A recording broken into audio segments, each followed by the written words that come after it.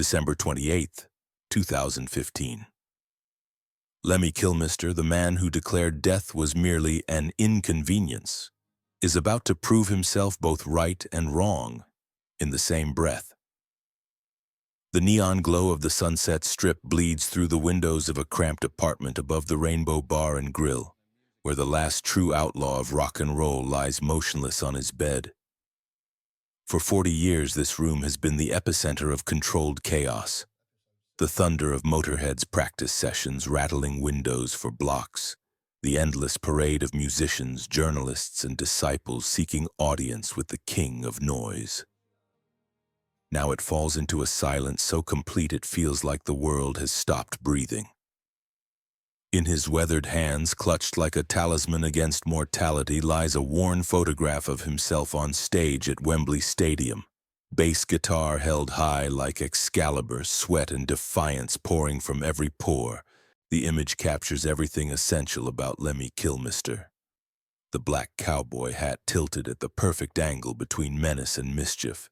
The microphone positioned precisely to catch his growling vocals. The white Rickenbacker bass that became as much a part of his identity as his own limbs. The apartment around him tells the story of a life lived without compromise or apology. Nazi memorabilia covers every available wall space, not from admiration but from obsession with humanity's capacity for both greatness and horror, a collector's morbid fascination with the darkest chapters of human history. Iron crosses hang next to vintage concert posters. Wehrmacht daggers rest in display cases alongside gold records, creating a museum of contradictions that perfectly captures its inhabitants' complex worldview. Vintage Marshall amplifiers stand stacked like monuments to volume, each one a weapon in his 4-decade war against silence and conformity. The largest stack reaches nearly to the ceiling, its speakers pointing toward the neighbors who long ago gave up complaining about the noise. Empty Jack Daniels bottles are arranged throughout the space like a shrine to authenticity, evidence of a chemical romance that provided both inspiration and destruction in equal measure. Born to lose, lived to win, the motto tattooed across his existence in invisible ink. A philosophy forged in the bombed-out ruins of post-war Britain and refined in the smoky clubs of London's underground music scene. But as news of his death spreads across the globe like wildfire through a dried forest, something extraordinary happens. The silence that has claimed his apartment cannot contain what he built over 7 decades of uncompromising artistry.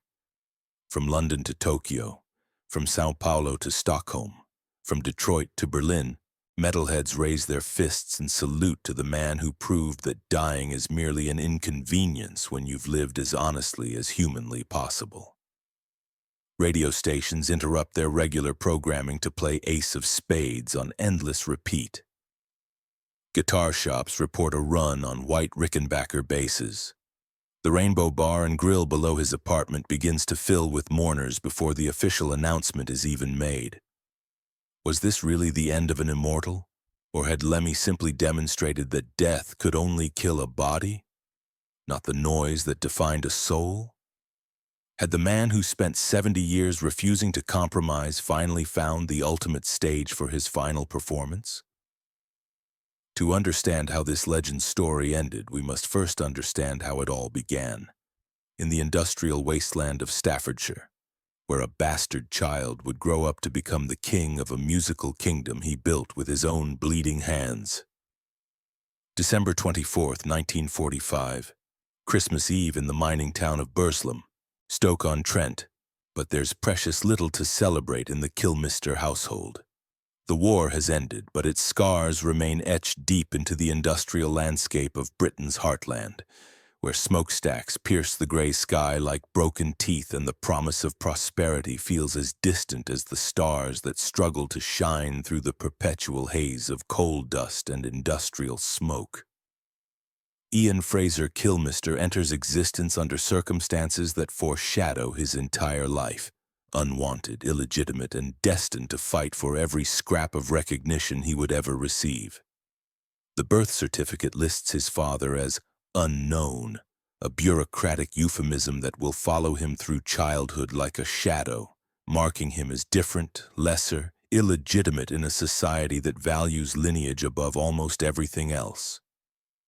His mother, Moira, is an unmarried librarian whose brief affair with a Royal Air Force chaplain has left her socially ostracized in a community where reputation means everything and forgiveness means nothing. The man who fathered her child has disappeared back into the machinery of military bureaucracy, leaving behind only a name she refuses to speak and a son who will grow up believing that abandonment is the natural order of things. Looking down at her newborn son in the weak light filtering through their cramped, flat, single window, Moira makes a decision that will shape his entire worldview. Rather than shame or apology, she chooses brutal honesty as her gift to him, a philosophy that will become the cornerstone of everything he creates. "You're a bastard, Ian," she tells him when he's old enough to understand the word's cruel implications, her voice carrying neither shame nor regret but a kind of fierce pride. "But that doesn't mean you have to be ashamed of it. Sometimes bastards are the only ones brave enough to tell the truth. Sometimes they're the only ones who can see the world clearly because they've never been given the luxury of comfortable lies." These words embed themselves in the boy's consciousness like shrapnel from an explosion, creating the foundational philosophy that will guide his entire existence. Embrace what you are, especially if what you are makes others uncomfortable. The lesson comes with a corollary that she doesn't need to speak aloud. If the world is going to reject you anyway, you might as well give them a good reason. The young Ian grows up feeling like an outsider in his own skin, too rough for his educated mother's refined world of books and proper conversation, too intelligent for the working-class brutality of the miners and factory workers who populate his neighborhood. He exists in the space between worlds, belonging fully to neither, learning early that survival means creating your own rules when the existing ones don't account for your existence. "Born to lose," the phrase could have been his childhood anthem, whispered by neighbors who saw only illegitimacy and bad breeding, muttered by teachers who expected failure from children like him, carried in the wind that sweeps across the Welsh countryside where his family moves when he's 10 years old. His mother remarries a decent man named George who works the land and tries to provide stability, but the damage is already done. Ian has learned to see the world through the eyes of an outsider, someone who will always be looking in from the margins. But something in Ian refuses to accept the limitation that circumstances seem to impose. If he's born to lose, he decides with the stubborn determination that will characterize his entire life, he'll find a way to live to win. The defiance isn't conscious at first. It manifests in small rebellions, in the way he refuses to apologize for his existence, in his unwillingness to make himself smaller to fit into the boxes others have prepared for him. At 13, sitting in their cramped farmhouse kitchen while rain pounds against the windows and wind howls through the gaps in the stone walls, Ian experiences his musical awakening. The transistor radio crackles with static as he searches for something, anything, to break the monotony of rural isolation. Then through the white noise comes Elvis Presley's Heartbreak Hotel, and everything changes. The raw emotion in Elvis's voice seems to leap directly from the radio speaker into Ian's bloodstream. The rebellious spirit, the sexual energy, the way the music bypasses his brain and speaks directly to his nervous system. This is what he's been searching for without knowing it existed. The song is dangerous in a way that nothing in his life has been dangerous before, promising pleasures and freedoms that exist beyond the respectable boundaries of farm life and Welsh propriety. "Turn that noise down," George grumbles from behind his newspaper, but Ian is already lost to the world of practical concerns. The music isn't just entertainment. It's a revelation, a glimpse into a larger universe where emotion matters more than respectability, where authenticity trumps social acceptance, where being different isn't just acceptable but actually preferable. His stepfather, George, is a man of the earth who understands the rhythm of seasons and the loyalty of animals better than he understands the complexities of human emotion. He looks at his stepson and sees potential, not for academic achievement or professional success, but for the kind of honest work that builds character and provides purpose.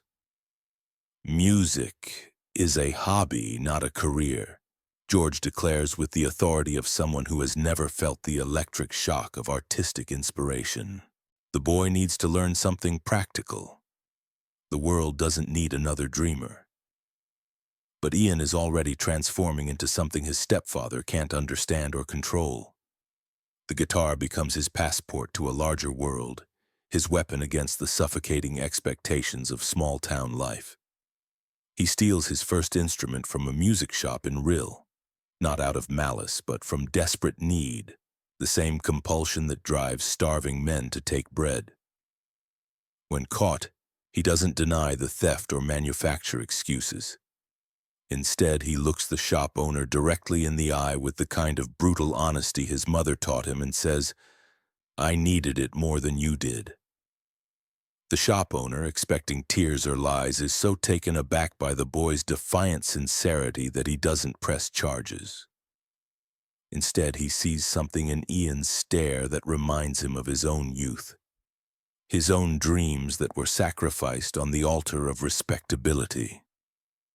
"If you can learn to play that thing properly," he tells Ian, "I'll sell you a better one when you can afford it."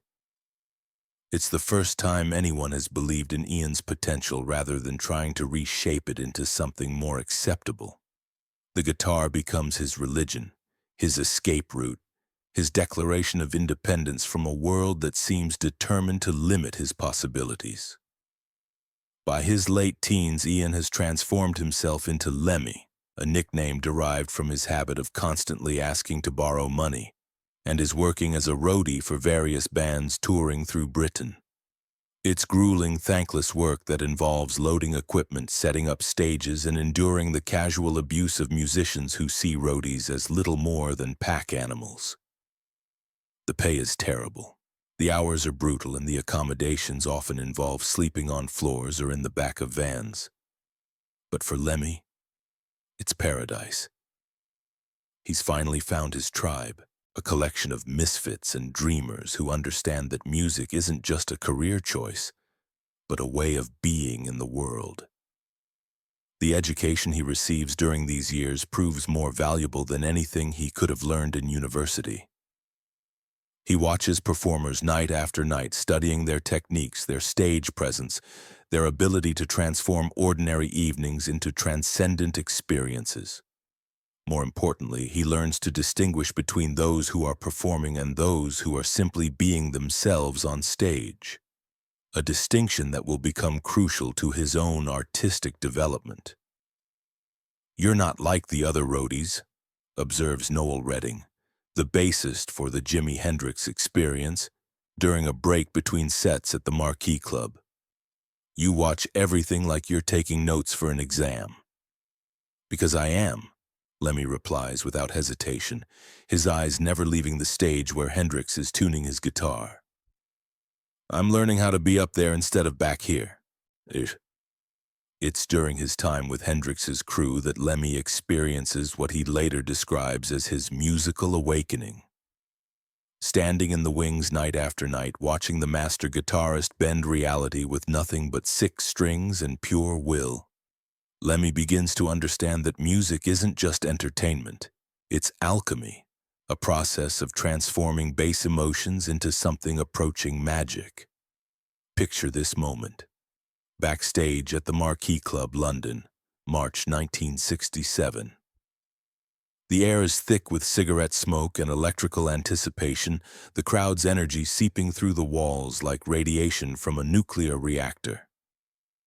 Lemmy stands in the shadows of the wings, his eyes locked on Hendrix's hands as they coax impossible sounds from his Stratocaster during the sound check. The guitar seems to come alive under Hendrix's touch, responding not just to technical skill but to some deeper communion between man and instrument. Each note hangs in the air like a physical presence demanding attention, refusing to be ignored. Between songs, as Hendrix sets his guitar on its stand and reaches for a towel to wipe the sweat from his face, Lemmy approaches the instrument with the reverence of a pilgrim approaching a shrine. He doesn't touch it. That would be sacrilege. But he leans in close, inhaling deeply as if trying to absorb whatever cosmic force flows through those strings. "I used to breathe in Hendrix's air," he tells an interviewer decades later, his voice carrying the reverence of someone describing a religious experience. "I wanted to absorb whatever he had, whatever made him able to do impossible things with that guitar. I was like a vampire feeding on genius, trying to understand what separated the real thing from all the pretenders who could play the notes, but couldn't channel the lightning." The metaphor is more accurate than he realizes. Lemmy is absorbing more than technique. He's learning that authenticity is the most powerful drug in the world, more addictive than any substance, more dangerous than any lifestyle choice. Hendrix doesn't just play his guitar, he communes with it, channels through it truths that can't be spoken, only felt. The transition from apprentice to practitioner comes in 1971 when he joins Hawkwind, the space rock collective that serves as his graduate school in the art of musical extremism. Hawkwind isn't just a band. It's a laboratory for exploring the outer limits of human consciousness through sound. Led by Dave Brock, whose musical ambitions extend far beyond conventional rock and roll, the group creates performances that are less like concerts and more like scientific experiments in collective transcendence. To participate in this sonic warfare requires pharmaceutical assistance, and Lemmy discovers his weapon of choice: speed. Amphetamines become his sacrament, not for the high they provide, but for the clarity and focus they bring to his musical vision. The pills strip away everything extraneous, reducing existence to its essential elements: the bass line that must be played, the rhythm that must be maintained, the wall of sound that must be built and sustained regardless of physical discomfort or psychological strain. Was the success they achieved truly worth all the pain they endured? For Lemmy, the question becomes complicated as he discovers that making transcendent music often requires transcending normal human limitations. His 5 years with Hawkwind transform him from eager student into master practitioner of sonic warfare. But the cost becomes apparent in ways both subtle and profound. The band's commitment to their chemical-enhanced vision means that Lemmy exists in a perpetual state of altered consciousness, never quite sure where the music ends and the drugs begin. Relationships become impossible when your baseline state is several degrees removed from normal human experience. The line between inspiration and addiction blurs until it disappears entirely. Yet during this period, Lemmy also discovers his true voice as a musician. Playing bass for Hawkwind, he develops the distinctive style that will later define Motorhead, treating the instrument more like a rhythm guitar, tuning it to cut through the mix like a chainsaw through silk, approaching it not as a supporting player but as a lead weapon in the arsenal of noise. The education culminates in 1975 when everything implodes spectacularly. After being arrested at the Canadian border for drug possession, charges that are eventually dropped but not before causing a massive international incident, Lemmy is fired from Hawkwind. The official reason is musical differences, but everyone knows the truth. Even by the standards of a band known for excess, Lemmy has become too much to handle. Standing on a street corner in London with nothing but his bass guitar and a suitcase full of clothes, Lemmy faces the first major crisis of his adult life. He's 30 years old, unemployed, and has a reputation that makes him essentially unemployable by any respectable band. Most people would take this as a sign to reassess their choices, to perhaps seek help for their chemical dependencies, to find a steadier path forward. Instead, Lemmy does what he's always done when faced with impossible odds. He doubles down on being exactly who he is. Born to lose, but absolutely determined to live to win. 1975 explodes around Lemmy like a bomb detonating in slow motion, transforming his personal catastrophe into the birth of something that will reshape the very DNA of rock and roll. The vision comes to him with the clarity that only desperation can provide. If the existing music industry has no place for him, he'll create his own space, build his own kingdom, establish his own rules that can't be changed by committee or compromised by commercial considerations. In a cramped rehearsal room in Notting Hill, surrounded by the detritus of his failed relationships and abandoned dreams, Lemmy assembles his revolution. Phil "Filthy Animal" Taylor, a drummer whose approach to his kit suggests he's trying to beat it into submission, and Fast Eddie Clarke, a guitarist whose instrument gleams with malicious intent, agree to join his musical insurgency. Picture this moment. 3 men in a room barely large enough for their equipment, the air thick with ambition and stale cigarette smoke. The walls are covered with peeling posters from forgotten bands, the floor littered with empty beer bottles and cigarette butts. A single bare bulb hangs from the ceiling, casting harsh shadows that make everything look like a scene from a noir film. Lemmy stands between his new bandmates like a general addressing his troops before battle, his bass guitar slung across his shoulder like a rifle. His eyes, already beginning to show the wear of years of chemical enhancement, burn with the fever of someone who has found his true calling. "We're not going to be another rock band," he announces, his voice cutting through the electrical hum of amplifiers warming up. "We're not going to compromise or water down our sound to make it palatable for radio programmers and record executives.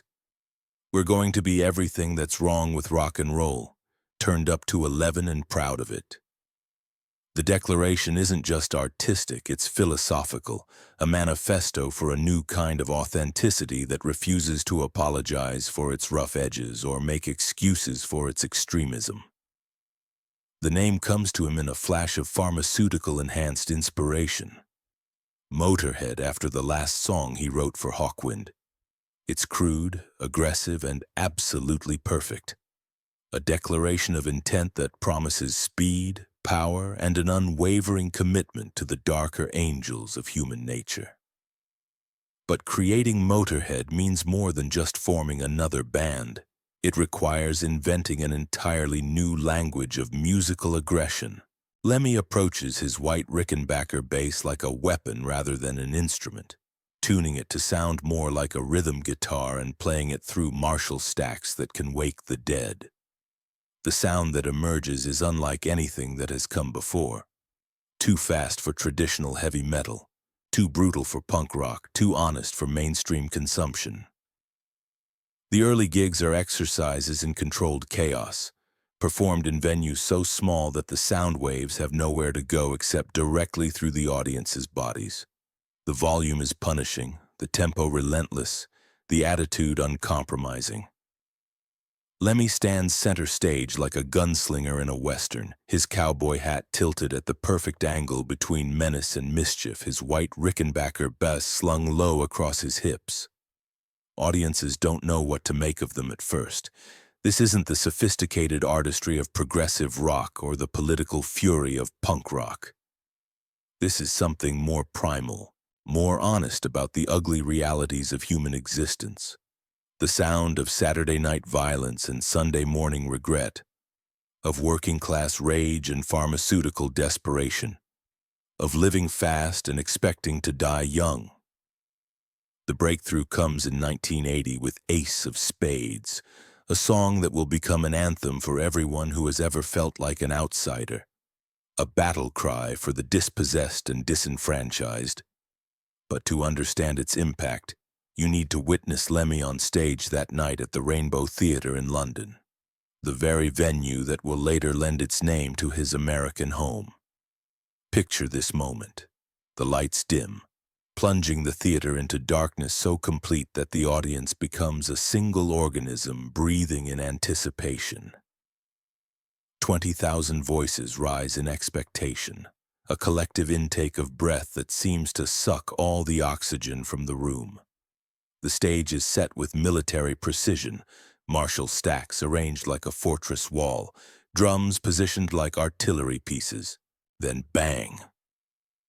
The opening riff of Ace of Spades explodes from the speakers like a sonic bomb, and there's Lemmy materializing in the spotlight like a demon summoned from the depths of rock and roll hell. His white Rickenbacker bass is slung low across his hips, his black cowboy hat tilted at the perfect angle of defiance. "The Ace of Spades," Lemmy roars into the microphone, his voice a gravelly rasp that sounds like whiskey being poured over broken glass. "The Ace of Spades!" And 20,000 voices roar back, understanding instinctively that they're witnessing the birth of a new form of musical religion, a church where the only sacrament is noise and the only prayer is defiance. This is Lemmy's moment of transformation from musician to mythical figure, from performer to prophet of authenticity. The song's opening riff hits like a sledgehammer to the solar plexus, while his lyrics celebrate the kind of reckless abandon that most people only experience in their darkest fantasies. But even as Motorhead ascends to the throne of heavy metal royalty, success brings its own unique form of suffering. The adulation is intoxicating, but it's also profoundly isolating. Behind all that glamour, was there an unbearable loneliness that nobody saw? While other rock stars retreat to mansions in the Hollywood Hills, Lemmy makes a decision that puzzles everyone who knows him. In 1982, he moves to Los Angeles and chooses to live in a tiny apartment above the Rainbow Bar and Grill on Sunset Strip. A space so small that his bed doubles as a couch and his kitchen consists of a hot plate and a mini refrigerator. "I don't want to be comfortable," he explains to a journalist who questions his living arrangements. "Comfort is the enemy of creativity. The moment you start believing your own legend, you stop being interesting to anyone, including yourself. I'd rather live like a real person than in some ivory tower where I can pretend the world doesn't exist." The apartment becomes a shrine to controlled chaos, those Nazi artifacts that fascinate rather than inspire him. Vintage amplifiers stacked like totems to the gods of volume. The endless supply of Jack Daniels and Coca-Cola that serves as both fuel and religion. It's here that Lemmy crafts the image that will define him for the rest of his life. The last true outlaw of rock and roll. A man who lives by his own rules even when those rules threaten to destroy him. The chemical romance that began during his Hawkwind days evolves into something more complex and dangerous as Motorhead's success grows. Speed remains his drug of choice, not for the high it provides, but for the clarity and focus it brings to his musical vision.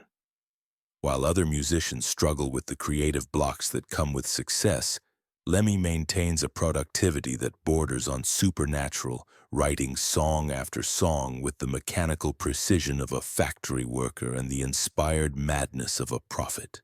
But the physical toll becomes increasingly apparent as the decades progress. His face, once handsome in a rough-hewn way, becomes deeply lined and weathered, like leather left too long in the sun. His voice develops an even deeper rasp that sounds like gravel being ground in a cement mixer. His hands begin to shake when he's not holding his bass or a drink. "I'm not aging gracefully," he admits during a rare moment of vulnerability. But then again, grace was never really the point. "I'm aging honestly, and that's worth more than all the plastic surgery and healthy living in the world." The music industry changes around him like a kaleidoscope, but Motorhead remains constant, a fixed point in a universe of shifting fashions. Punk gives way to new wave surrenders to hair metal is consumed by grunge. Through it all, they are the real thing in a world increasingly populated by carefully crafted imitations. Did this tragic event mark their downfall, or was it simply the tipping point of deeper problems? The 1990s bring challenges that threaten to leave bands like Motorhead stranded in the past. Grunge dominates the airwaves with its carefully cultivated anti-star aesthetic, while MTV shapes musical tastes with videos that prioritize image over substance. Instead of adapting to survive, Lemmy makes a counterintuitive choice. He becomes even more himself. If the industry wants manufactured rebellion, he'll show them what real rebellion looks like. The decision proves both commercially disastrous and artistically liberating. Motorhead's album sales decline, but their live performances become the stuff of legend. Young musicians who grew up listening to their records begin citing them as influences, creating a new generation of fans who understand that Motorhead represents something that can't be manufactured. Absolute honesty in an artificial world. The physical decline accelerates as the new millennium approaches. His heart develops an irregular rhythm that requires constant monitoring. His liver shows signs of damage that would have killed a lesser man, and his coordination becomes increasingly unreliable. Yet he continues to perform with the dedication of a religious zealot. "I'm not dying," he tells a concerned fan after a particularly grueling show. "I'm just becoming more concentrated. All the unnecessary parts are burning away, leaving only the essential elements." Can anyone ever truly escape from the shadow of their darkest moments? For Lemmy, the question becomes irrelevant because he's never tried to escape from anything. His darkest moments are integral to his artistic vision, fuel for the fire that burns at the center of everything he creates. Picture his final performance. December 11th, 2015 at the Whiskey A Go Go in West Hollywood. Lemmy takes the stage hunched over, his movements careful and deliberate, his breathing labored even before he begins to play. The crowd can see his mortality written in every gesture, but then the opening riff of Ace of Spades explodes from his bass, and suddenly he's not a dying man. He's an immortal force channeling 40 years of noise through a body that refuses to quit. The audience understands they're witnessing something sacred, a man burning himself out in real time rather than fading away gradually. It's beautiful and terrible. A final demonstration that dying is merely an inconvenience when you've lived as honestly as humanly possible. On December 26, 2015, just 2 days after his 70th birthday celebration at the Rainbow, Lemmy receives news that changes everything. He has cancer, and it's aggressive. His response is characteristically direct. "Well, that's inconvenience." He doesn't rage against the diagnosis or seek alternative treatments. Instead, he accepts it as he's accepted everything else, as another element of his story that must be integrated into the larger narrative of a life lived without compromise.